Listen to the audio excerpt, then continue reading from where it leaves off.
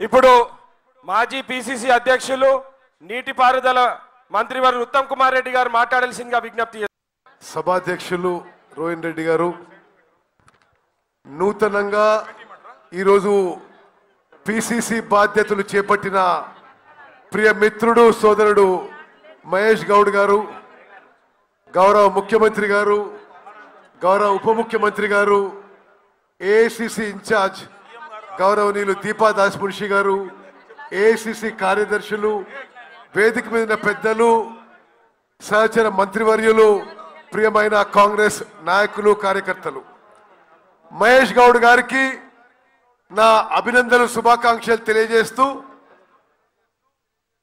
మరోమారు సామాజిక న్యాయానికి కాంగ్రెస్ పార్టీ కట్టుబడి ఉందని చెప్పి ఏఐసిసి నిరూపించింది.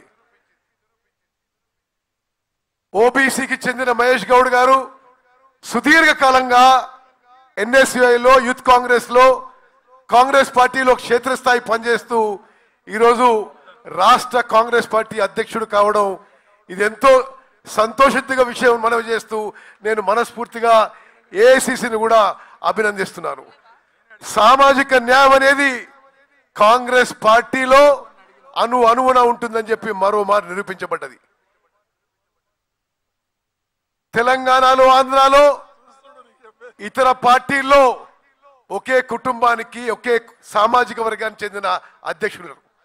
కాంగ్రెస్ పార్టీలో అన్ని సామాజిక వర్గాలు, ప్రత్యేకంగా వెనుకబడ్డ తరగతులకి ఒక ప్రముఖ స్థానం ఉంటుందని చెప్పి మహేష్ గౌడ్ గారి నియామకం మరోసారి నిరూపించింది. నేను నా పూర్తి నమ్మకం, విశ్వాసం మహేష్ గౌడ్ గారి నాయకత్వంలో తెలంగాణలో కాంగ్రెస్ పార్టీ మరింత బలోపేతం కాబోతున్నది. తప్పనిసరిగా మీకు మా సంపూర్ణ సహకారం ఉంటుందని చెప్పి కూడా నేను మనవి చేస్తున్నాను. మిత్రులారా, మీ వల్లనే మేము ప్రభుత్వంలో ఉన్నాం.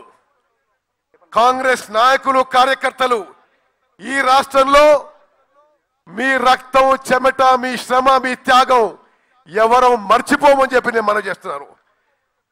సుదీర్ఘకాలంగా, దశాబ్ద కాలంగా పోరాటం చేసి మొన్న కాంగ్రెస్ పార్టీ అధికారంలో వచ్చింది.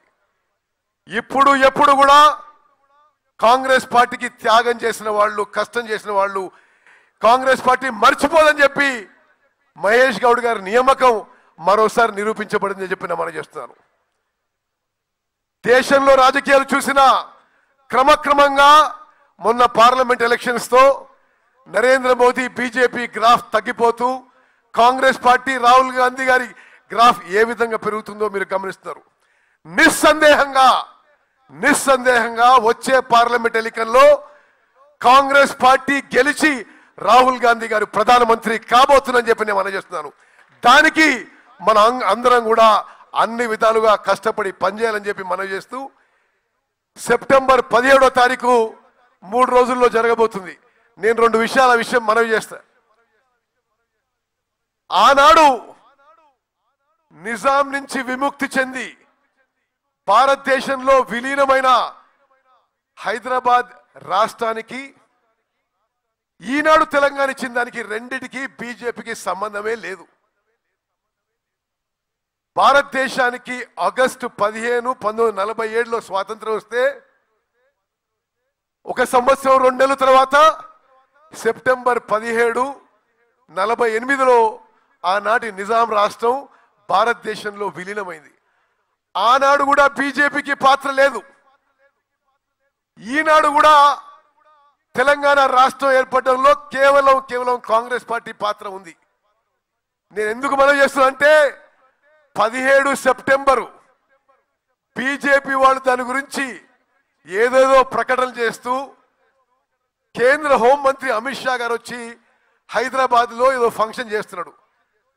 అసలు బీజేపీకి ఆనాడు నిజాం రాష్ట్రం భారతదేశంలో విలీనం కావడానికి కానీ, ఈనాడు తెలంగాణ రాష్ట్రం ఏర్పాటు కావడానికి ఏమీ సంబంధం లేదు అనే విషయం మనం జనంలోకి స్పష్టంగా తీసుకుపోవాలని చెప్పి మీ అందరికీ మనవి చేస్తూ, మరి మరోసారి మహేష్ గౌడ్ గారికి మనస్ఫూర్తిగా నా అభినందనలు, నా శుభాకాంక్షలు తెలియజేస్తూ, వారికి అన్ని విధాలుగా మా సహకారాలు ఉంటాయని చెప్పి కూడా మనవి చేస్తున్నాను, ముగిస్తున్నాను.